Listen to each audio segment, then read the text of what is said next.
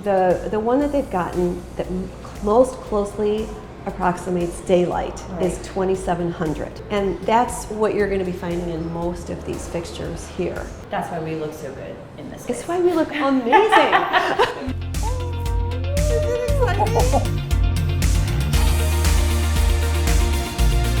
That is so cool. So you.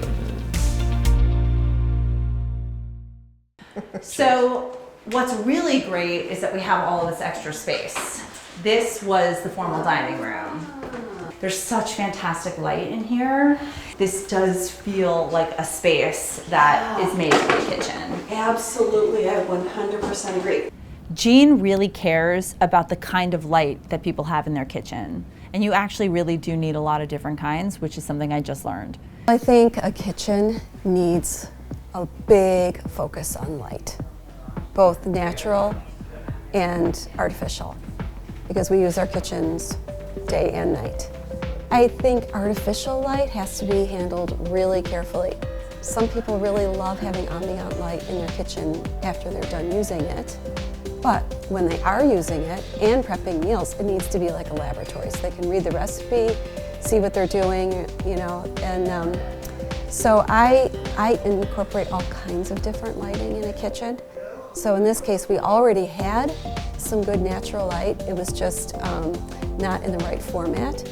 Natural light was critical to me in this kitchen, mostly because before we had these big, beautiful sliding glass doors that let so much light in. Now, through these windows, we want the sun to pour in from the morning to the evening to make daytime tasks much easier and to just add to the overall ambiance to the space. So now when that counter area is used during the day, it's just flooded with natural light, and it's beautiful.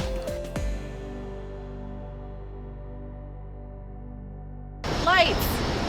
I'm here at the New York Design Center and I'm visiting the Circa showroom, and we're going to talk about lighting today. Jean is inside and she has lots of opinions and I want to hear all of them, so let's go. Hello. How are you? Okay, there's a lot of great stuff to choose from. We're on mission here. Great. So what we're going to be talking about today is island lighting, Okay. lighting, task lighting over by the perimeter countertops, Okay. and then in your range alcove, Right, over the stove. over the stove, we want to put something fun in there flanking the hood. Great. Generally, I like to have light that emits all around. around it. So something like maybe a glass fixture that has light coming out. Yeah, or a Interesting. shade that you can get light through the shade, Got it. or a lantern. One of the things that I think I need to come to terms with is the fact that my ceilings aren't as high as I want them to be in this kitchen. Right. They're very average. Do you feel like that sort of impacts the size of the pendant, the length, the scope, any of it, the scale? Yeah, big time. So your choices are going to be, you know, within a certain range, because I think the ideal height for the bottom of a light fixture over an island is 6 feet above the floor or 3 feet above the countertop. Oh, interesting. So frankly, you're really not dropping below like 2 feet from the ceiling then. In your case, no. Wow. You have an 8-foot ceiling. We've Right. got 24 inches max we can work with for height. So I had this idea Okay. of doing something really minimal and taking advantage of this great LED technology. One of the designers that Circle Lighting has brought on board to do work for them is Peter Bristol. He's into the LED. And they don't have the exact fixture here that would work for you, but this is a version of it. Oh wow, so See it's this? just like one thin piece. It's like 3/4 of an inch thick. oh my gosh, it's But look at all this so great light big. coming out of here. And I love this finish because this brass is going to patina over time. So you thinking 2 of these, like over a 10-foot island? We separated them, and so 3 works out perfectly. 3 over the 10-foot island. Right, That's so great. 1 on one side of the beam and then 2 on the other side of the beam, and then it'll be perfect. Well, this certainly feels like something really different. I know something I haven't seen in a lot of kitchens. Yeah, You know, and you it has a dedicated LED in it that's going to last for the life of the fixture. Oh my gosh. So you're never going to be changing a light bulb. Okay, so let's take a look at task lighting. Okay.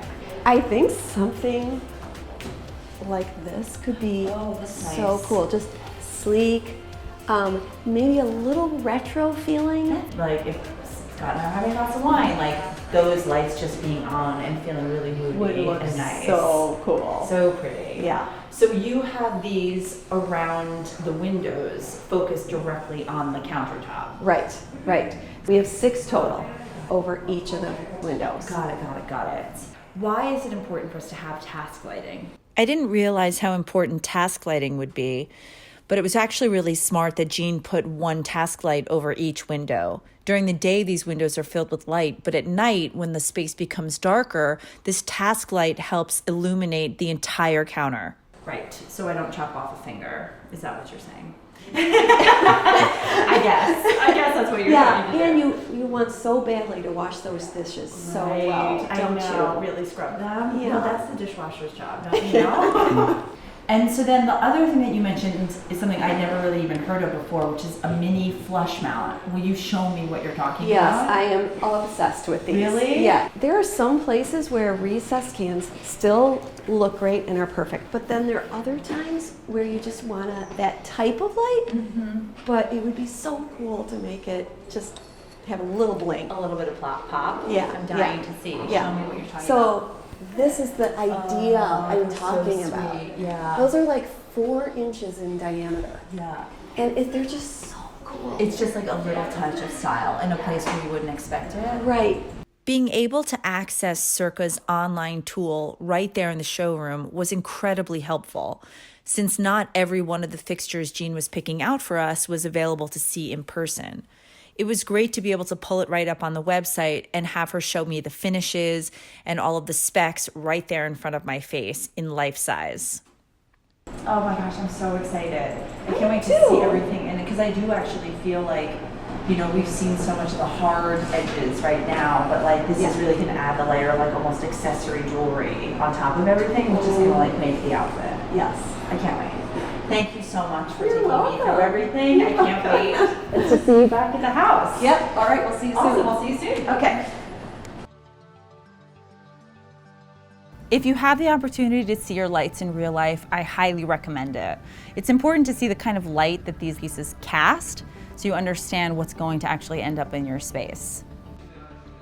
As we proceeded with the renovation, it became clear that we needed to find places to save money, and one of those places seemed to be recessed lighting. Now, I know it's important to some people to have super fancy high-end recessed lighting, and I think that there's a lot of value in that. But frankly, I wanted to spend our money on the fixtures that people were really gonna see. So we decided to go on builder-grade recessed lighting so that we could let the other fixtures shine through. When you come home and you go in the kitchen and you see those, they're the first thing that your eye goes to. So it was really exciting when the installation was done to walk in and say, wow, we've got a real kitchen now, like a functioning kitchen.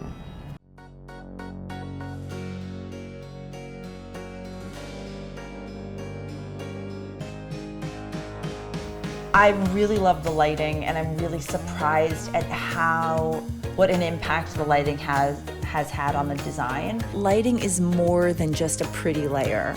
If these fixtures don't light the space in a way that makes it usable, the entire functionality of your kitchen goes to waste.